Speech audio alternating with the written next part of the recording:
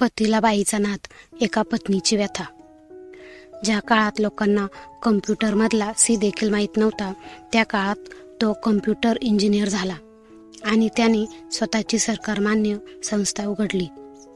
खरे तर टाईपरायटर बनवण्याचा तो काळ नुकताच कोठे कम्प्युटर उदयाला येऊ लागला होता. काळाची पावले ओळखण्यात तो हुशार होता.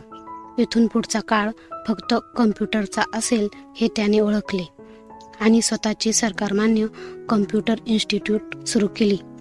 छोटे छोटे 3 महिन्याचे 6 महिन्याचे सरकारमान्य कोर्स त्याने आपल्या इन्स्टिट्यूटमध्ये सुरू केले. त्याच्या नावाचा बऱ्यापैकी बोलबाला होता. 10वी झाल्यानंतर कुठेतरी छोटासा कम्प्युटरचा कोर्स केला तरी नोकरी मिळत होती.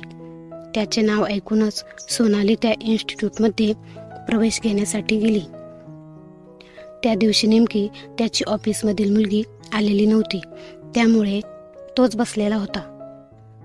एक्सक्यूज मी सर, मला इथे ॲडमिशन मिळेल? ओहो, त्यासाठीच तर मी बसलोय ना, तो एकदम मिश्किलपणे म्हणाला. त्यावर ती एकदम लाजली. अरे वा, सुंदर मुलींना लाजता पण येते का वाटतं? अहो काहीतरीच काय, ती अजूनच लाजली. आता लाजतच बसणार का? ॲडमिशन पण घेणार? त्याने विचारले. त्याने स्वतःहून तिला 1000 रुपयाचे कन्सेशन दिले. तिने तर नुकतेच वयाचे 16 ओलांडले होते. तारुण्याच्या उंबरठ्यावर नुकतेच पाऊल टाकलेले होते. तरल कोमल भावना आत्ताशी कुठे तिच्या मनात उमलू लागल्या होत्या. 16वं वरीस धोक्याचं अशी तिची परिस्थिती होती आणि हीच त्यांची पहिली ओळख. तिच्या मनात एक ठसा उमटवून गेली. तिलाही तो प्रथम दर्शनी आवडलेला उंचापुरा धिप्पाड काळा सावळा तरुण तिच्या हृदयात घर करून गेला. तिचं वयच होतं प्रेमात पडायचं. हळूहळू दोघेजण एकमेकांकडे चांगलेच आकृष्ट झाले. हिंडू फिरू लागले. नाटक सिनेमाला जाऊ लागले. हॉटेलिंग करू लागले. ती आता मालकिनीच्या तोऱ्यात इन्स्टिट्यूटमध्ये वावरू लागली आणि यांचं प्रकरण घरच्यांच्या कानावर गेलं. दोघांच्या घरून देखील परवानगी मिळणे शक्य नव्हतं. जाती धर्माचा मोठा अडसर होता. ती हिंदू होती आणि तो ख्रिश्चन होता. त्याचं नाव पीटर अल्मेडा तर तिचं नाव सोनाली कुलकर्णी. घरची जेमतेम परिस्थिती असल्याने तिला 10वीच्या शिक्षणानंतर कम्प्युटर कोर्सला घातले. घरात तीच मोठी असल्याने एखाद्या वर्षाचा कम्प्युटर कोर्स केला की हिला नोकरी लागेल व घरच्यांना मदत होईल या हिशोबाने तिला पाठवली होती. पण ती शिक्षण सोडून नको ते उद्योगधंदे करत होती. घरच्यांचे हे लक्षात आल्यावर त्यांनी तिला ट्रेनिंगमधून काढून घरात बसवलं. पण ते म्हणतात ना, क्रिया तशी प्रतिक्रिया. त्याप्रमाणे जेवढा घरातून विरोध झाला तेवढं त्यांनी जास्तच बंडखोरी केली व पळून जाऊन लग्न केले. तेव्हा तिचे वय 18 देखील पूर्ण नव्हते. ज्या वयात शिक्षण घ्यायचे, करिअर करायचे, त्या वयात ती लग्नाच्या बंधनात अडकली. त्यांच्यासाठी तिने आपले घरदार, जात धर्म, आईबाप सारं काही सोडलं. ब्राह्मण संस्कारात वाढलेली मुलगी आता ख्रिश्चन झाली. त्यांचे संस्कार पाळू लागली. दर रविवारी चर्चला जाऊ लागली. आईबापांनी तिचं नाव आणि राहतं गाव दोन्ही सोडले. तिला तिच्या नशिबाच्या हवाली करून ती मोकळी झाली. पाठीमागे एक बहीण होती. तिच्यामुळे तिच्या शिक्षणात किंवा लग्नात त्यांना बाधा नको होती. पीटरच घरातील धरता करता असल्यामुळे त्याच्या घरी स्वीकार करण्याशिवाय दुसरा काही पर्याय नव्हता. विधवा आई, एक लग्न झालेली बहीण व 2 छोटी भाऊ असा त्याचा परिवार होता. लग्न झालेल्या बहिणीचा नवरा बाहेरगावी असल्यामुळे ती माहेरीच राहत होती. सुरुवातीला त्या मायलेकींनी तिला भरपूर त्रास देण्याचा प्रयत्न केला, परंतु हळूहळू तिच्या गोड वागण्याने त्यांचा विरोध मावळला. सोनालीची ती आता एना अल्मेडा झाली होती. काळ पुढे सरकत गेला. त्यांना 2 मुले देखील झाली. तिने हट्टाने मुलीचे नाव रीना, मुलाचे नाव मात्र त्यांच्या पद्धतीने अल्बर्ट ठेवले. हिंदू धर्माचे काही संस्कार ती पुन्हा पाळू लागली. नाही म्हटलं तरी पूर्वी आयुष्यभर गणपती बाप्पाला जाता येता हात जोडण्याची सवय होती. ती काही केल्या जाईना. लग्नाला 5 वर्ष झाली. ती त्यांच्यात साखरेसारखी विरघळत गेली. संसारिक तर ती होतीच. माहेरी जेमतेम परिस्थिती असल्याने बचत करण्याची सवय होती. त्यामुळे ती पाठीमागे पैसा टाकू लागली. खूप दिवस झाले घरात गणपती आणण्याची इच्छा होती. नवऱ्याला पटवून तिने घरी गणपती देखील बसवला. कुरकुरत का होईना सासू आणि नंदेने परवानगी दिली. 5 दिवस तिने मोठ्या आनंदात घालवले. मनाला थोडी शांती वाटली. ती तेवढ्याच भक्तिभावाने चर्चमध्ये देखील जात असे. मात्र आता तिला पीटरसाठी वेळ देता येत नव्हता. ती आपली घरकाम आणि मुलांचे संगोपन यातच तिला वेळ जात होता. पीटर देखील थोडे अंतर राखूनच राहू लागला. सतत तक्रारीचा व नाराजीचा सूर लावू लागला. दोन्ही मुलांच्या संगोपनात आणि घरकामात ती थकून जात असे. त्याला मात्र पहिल्यासारखीच बायको नटून थटून आपल्या स्वागताला टवटवीत दिसली पाहिजे असे वाटत असे. ती मुलांची आई झाली होती, पण तो मात्र अजून नवराच राहिला होता. तो मात्र बाप झाला नव्हता. त्याचे कम्प्युटर इन्स्टिट्यूट मात्र जोराने चालत होते. हातात पैसा खुळखुळत होता. मग त्याला 4 दिशांनी पाय फुटतात. एकदा गंमत म्हणून तो डान्स बारमध्ये मित्रांबरोबर गेला. दारूचे संस्कार तर त्याच्यावर लहानपणापासूनच होतेच. तेथे नाचणाऱ्या मुलींमध्ये प्रिया नावाची डान्सर त्याला आवडली. तिच्यासाठी तो रोज रोज डान्स बारमध्ये जाऊ लागला. तिच्यावर नोटा उडवू लागला. ही प्रिया बांगलादेशी मुस्लिम होती. ती या महानगरीच्या उपनगरात आपले पोट भरण्यासाठी आली. अशा हजारो बांगलादेशी मुस्लिम मुली मुंबईत सपना, विना, मीना इत्यादी नावाने वावरत असत. तिने पण हा आपल्यावर लट्टू आहे ते ओळखले व त्याला चांगली सेवा देत राहिली. दोघेजण अधेमध्ये नाईट आऊटला पण जाऊ लागले. आता त्याला प्रियापुढे बायको म्हणजे सुरमई मच्छीपुढे वरण भात वाटू लागली. तो सतत मनात दोघींची तुलना करू लागला. हळूहळू त्याचं ते लफडं देखील घरात माहीत झालं. त्यावरून नवरा बायकोचे सतत खटके उडू लागले. एक दिवस त्याने तिच्यावर हात देखील टाकला. त्यावेळी तिला आईवडिलांचे बोल आठवले, पण आता वेळ निघून गेली होती. त्या दिवशीच्या मारपिटीनंतर तो सरळ प्रियाच्या घरी जाऊन राहू लागला. बायकोकडे त्याने पूर्ण पाठ फिरवली. प्रियाच्या घरात देखील सगळ्या बायकांचा भरणा होता. एक आई व पाठच्या 3 बहिणी यांचे पोट ती एकटी डान्स बारवर भरत होती. तिला पण घरात एका पुरुषाची गरज होती. संरक्षणाच्या निमित्ताने, घरात सुसूत्रता आणण्याच्या निमित्ताने एका म्होरक्याची तिला गरज होती. आता तो कॉम्प्युटर इन्स्टिट्यूटमधून मिळणारा सगळा पैसा प्रियाच्या घरी आणून टाकत होता. इकडे मुलगा घरी देखील येत नाही व पैसा देखील देत नाही. या कारणांनी तिचा भरपूर उद्धार होत होता. वर घरात गणपती बसवला म्हणूनच असे झाले, म्हणून तुला नवरा सोडून गेला असे देखील त्यांनी तिला सांगितले. घराच्या बाहेर काढले. नंदेला बाहेर गावावरून नवऱ्याचा पैसा येत होता. आजपर्यंत तिने स्वतःचा एक पैसा देखील या घरात खर्च केला नव्हता. आता मात्र मायलेकींची त्या पैशात चांगले भागत होते. प्रश्न होता सोनालीचा. माहेरी जायला तोंड नव्हते. सासरी कुणी घरात घेत नव्हते. 2 वेळच्या खाण्याचे देखील वांदे होते. त्यात मुलांना घेऊन ती कुठे जाणार? एकटी असती तर जीव तरी दिला असता, पण आता या 2 मुलांच्या प्रेमाच्या बेड्या तिला मागे खेचत होत्या. अचानक तिला आपण साठवलेल्या पैशाची आठवण झाली. लहानपणी आईबापांनी लावलेली बचतीची सवय आज कामाला आली. बँकेत जाऊन तिने बघितले तर जवळजवळ 2.5 लाख रुपये रक्कम तिच्या नावाने होती. तिला तर एकदम खुलजा सिमसिम असे झाले. त्या काळी 2.5 लाख म्हणजे खूप होते. त्यात तिने रेडीमेड कपड्याचे दुकान रीना रेडीमेड नावाने टाकले. टेलरिंगचा कोर्स केला. रेडीमेड ब्लाऊज साठी एक वेगळा विभाग ठेवला. त्या काळी श्रेया आपली साडी घेऊन प्रत्येक मॅचिंग सेंटरमध्ये फिरत असत व मॅचिंग रंगाचा कपडा निवडून ब्लाऊज शिवायला टाकत. तेव्हा तिने आरसेवाले, गोंडेवाले रेडीमेड ब्लाऊज शिवून विकायला सुरुवात केली. त्या व्यवसायाचे खरे फाउंडर ती होती. लगेच काही जादूची कांडी फिरली नाही, पण व्यवसायातले चढ उतार बघत हळूहळू तिचा जम बसला. आता तर तिचे ब्लाऊज परदेशात देखील एक्सपोर्ट होऊ लागले. मग तिने इतर सगळे विभाग बंद करून फक्त रेडीमेड ब्लाऊज वरती लक्ष केंद्रित केले. 4 मशीन टाकून त्यावर कामासाठी एक विक्रीसाठी मुली ठेवून ती आता गल्ल्यावर बसू लागली. बघता बघता 15 वर्षाचा काळ कसा गेला कळलेच नाही. मुले मोठी झाली. मुलगा इंजिनिअरिंगला तर मुलगी कॉलेजात जाऊ लागली. तारुण्याचा बहर ओसरून ती आता 40शीला आली. पिकलेले केस डोक्यात डोकावू लागले. अशा विरक्त वृत्तीने ती जीवन जगत होती. तारुण्यात आईबापाचे न ऐकता एकदा केलेल्या चुकीचे परिमार्जन तिने पुरेपूर केलेले होते.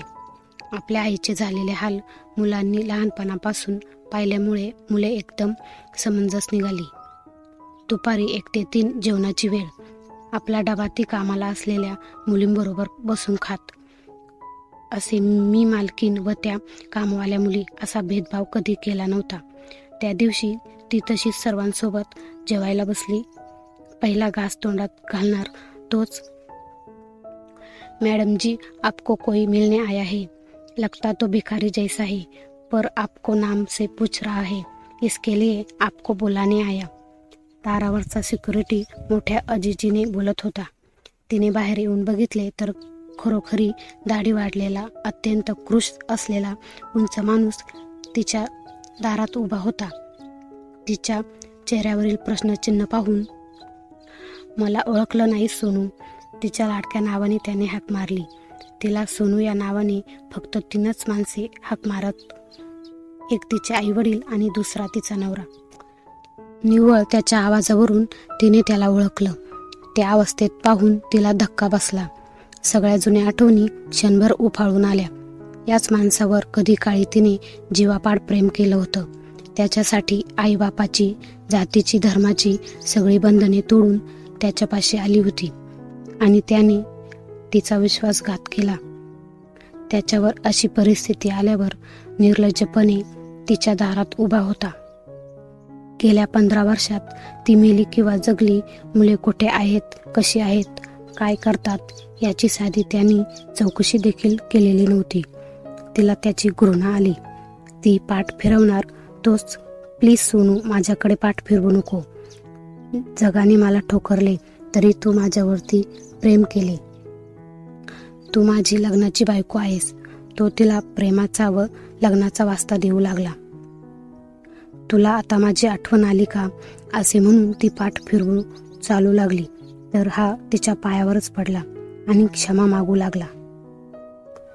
शेवटी स्त्रीची जात लगेच पाजर फुटतो. शिवाय लोकांना तमाशा नको म्हणून तिने त्याला सिक्युरिटी बरोबर घरी पाठवले. तिथे न्हावी बोलावून दाढी केस कापून घ्यायला सांगितले. घरातील नोकरांकडून आंघोळ घालून चांगले कपडे घातले. तेव्हा कुठे तो ओळखू आला. ज्याच्या उंचापुरा धिप्पाड शरीरावर कधी काळी आपण प्रेम केले होते तो हा नव्हताच. याला HIV लागण झालेली होती. तिला सोडून गेल्यानंतर 15 वर्षाचा आढावा त्याने खालील प्रमाणे दिला. सुरुवातीची 2-4 वर्ष प्रियाच्या फॅमिली बरोबर चांगली गेली. हा जे पण कमवत होता ते सारे तिच्या फॅमिलीला देत होता. पण त्या साऱ्यांना छान झोकीची सवय लागलेली. चांगले ब्रँडेड कपडे, हॉटेलिंग, रोजच्या रोज फिरायला बाहेर पडणे, दागिने, गुटखा, दारू हे सारेच शौक त्या फॅमिलीला होते. त्यांना फक्त 2 वेळचे जेवण, कपडा, डोक्यावर छप्पर एवढेच पुरेसे नव्हते. प्रिया परत बारमध्ये जाऊ लागली. रोज रोज नव्या गिराईकांबरोबर नाईट आऊट जाऊ लागली. याला कोणी घरात किंमत देईना. त्याच्या अनियमिततेमुळे त्याची इन्स्टिट्यूट चालेना. एकतर बाजारात नव्या नव्या संस्था उदयास आल्या. त्याचे कम्प्युटर आता जुन्या व्हर्जनचे झाले. त्यामुळे कोणी याच्याकडे फिरकेना. शिवाय हा घरदार सोडून बारवालीकडे राहतो ही गोष्ट काही लपलेली नव्हती. जरी कोणी तोंडावर बोललेले नसले तरी धंद्यावर परिणाम झालाच. एकतर याचे पहिले आपल्याच विद्यार्थिनीशी लव्ह मॅरेज व आता बारवालीचे प्रकरण. त्यामुळे आपल्या मुली कोणी तेथे शिक्षणासाठी पाठविना. शेवटी त्याने जागेसकट संस्था विकली. तो पैसा देखील प्रियाच्या फॅमिलीत घातला. प्रियाच्या वागण्याने आता त्याला डिप्रेशन आले. तो दिवस रात्र दारूत बुडून जात होता. मध्ये मध्ये कुठल्या तरी इन्स्टिट्यूटमध्ये त्याला तासावर लेक्चरचे काम मिळे. ते नाही मिळाले कम्प्युटर दुरुस्ती पण करीत. त्या बाबतीत तो हुशार होता. स्वतःच्या पोटापुरता पैसा मिळू लागला. शेवटी 5-6 वर्षांनी त्यांनी त्याला हाकलून दिले. मी काही तुझी लग्नाची बायको नाही. तुला पोसायची माझी जबाबदारी नाही असे त्याला प्रियाने सांगितले व बाहेरचा रस्ता दाखवला. त्या काळातला कम्प्युटर इंजिनियर बाई व बाटलीच्या नादाने पार रस्त्यावर आला. स्टेशनवर हमाली करू लागला. रस्त्यावर भिगाऱ्याची कामे करू लागला. 4 दिवस कमवायचे आणि 4 दिवस मग दारू ढोसून कुठल्या तरी बाईकडे पडायचे. हा त्याचा नित्यक्रम झाला. त्यातच त्याला कधीतरी एड्स लागला. आता त्याला कोणीच विचारीना, कोणी कामावर पण घेईना. तो फिरून फिरून प्रियाच्या दारात गेला. ती एका शेख बरोबर दुबईला गेली होती. तिच्या दोन्ही बहिणी डान्स बारमध्ये काम करत. ज्या पोरींना तो प्रियाच्या बहिणी म्हणून फिरायला नेई, त्यांचे लाड करत, त्यांना भारी भारी कपडे घेऊन देत, त्या आता त्याला ओळख देखील देत नव्हत्या. शेवटी तो रस्त्यावर भीक मागू लागला. सहज दुकानाचे नाव रीना बघून त्याने इथे सोनू आहे का म्हणून विचारले आणि अंधारात मारलेला नेम बरोबर लागला. खरोखरी त्याची सोनू त्याच्या पुढे उभी होती. तिने त्याला घरी नेले खरे, पण त्याला स्पष्टपणे सांगितले 2 वेळचे जेवण, डोक्यावर छप्पर आणि वेळेला औषध, याशिवाय तुला काही मिळणार नाही. मी तुझी बायको नाही किंवा ही मुले तुझी नाही. तू कोणताही नातेसंबंध दाखवायचा नाही. हॉलशिवाय घरात कुठेही डोकवायचे नाही. मुलांना बाप म्हणून ओळख दाखवायची नाही. या सर्व अटींवर तो तेथे राहण्यास तयार झाला. 2 टाइम व्यवस्थित जेवण, औषध, उपचार. त्यामुळे तो जरा तरतरीत झाला. त्याच्यातील नवरा पुरुष पुन्हा जागा झाला. त्याला आता हे घर व घरातील माणसे त्यांच्यावर हक्क वाटू लागला. एकदा ती नसताना मुलांना त्याने मी तुमचा बाप आहे, पण तुमची आई मला नीट वागवत नाही अशी तक्रार देखील केली. त्यावर मुलांनी त्याला साप धुडकावून लावले. आमच्या लहानपणापासून आमची आई आमच्यासाठी आई आणि बाप अशा दोन्ही भूमिका निभावत आहे. आम्हाला वडील नाही. संध्याकाळी मुलांनी आईला सांगितले, तू जो माणूस घरात आणून ठेवला तो फक्त आमचा फिजिकल बाप आहे. बाकी त्याचा आमचा काही संबंध नाही. तो आम्हाला लहानाचे मोठे केले आणि आता तो आमच्यावर बापाचा अधिकार गाजवतोय. तू याला घरात ठेवू नको. काय करावे तिला मोठा पेच पडला. मुलांना दुखावता येईना व नवऱ्याला हाकलून देता येईना. असेच काही दिवस गेले. आज दुकानाला सुट्टी होती. मुले पण दोघे पिकनिकला गेली होती. ती घरात एक मेड व ती अशा 2 जणी होत्या. ताई, तुम्ही घरात नसताना हा माणूस माझ्या अंगचटीला येतो. एक धक्का दिला तर खाली पडेल, पण मी तुमच्याकडे बघून त्याला मारत नाही. पण जर जास्त झाले तर मी काम सोडून जाईल. ही गोष्ट पण तिने कानाआड केली. आता म्हातारपणी कुठे याला भीक मागायला लावू म्हणून ती गप्प होती. तिच्या गप्प बसण्याचा फायदा त्याने घेतला. तिची झोप लागलेली असताना तो हळूच बेडरूममध्ये शिरला व आतून कडी लावली व तिच्या अंगाशी झोंबू लागला. तिला त्याची किळस आली. तिचे डोकेच फिरले. एखाद्या झुरळासारखी तिने त्याला ढकलून दिले. मी तुझा नवरा आहे, तू माझी हक्काची बायको आहेस, माझी इच्छा तू पूर्ण केली पाहिजे असे म्हणून तो तिच्या अंगाशी झोंबू लागला. तिने सरळ बेडरूममधली कपडे वाळत घालण्यासाठीची काठी उचलली व त्याला धोपटायला सुरुवात केली. तो पार निपचित पडल्यावर तिने हातातली काठी फेकली व दुःखाने, मानसिक ताणाने ती मोठ्याने रडू लागली. कसेबसे तिला तिच्या घरातील नोकरांनी समजावले व त्याला ओढत बाहेर आणले. दूर गोव्याकडे त्याचे एक छोटेसे खेडेगाव होते. तिथे एक नोकर ठेवून तिने त्याची व्यवस्था केली. मला तुमच्यात राहू द्या, मला माझ्या कुटुंबात मरू द्या, मी पुन्हा असे करणार नाही वगैरे भावनिक साथ त्याने घातली. पण ती चक्क पाठ करून उभी राहिली. कामगारांनी त्याला गाडीत कोंबले व गाडी गोव्याकडे रवाना झाली. 15 वर्ष दाबून ठेवलेल्या साऱ्या भावभावना तिच्या डोळ्यातून वाहत होत्या. पुन्हा एकदा तिच्या आयुष्यात येऊन तो वादळ निर्माण करून गेला. कथा आवडल्यास लाईक करा, चॅनलला सबस्क्राईब करा आणि कमेंट करायला विसरू नका.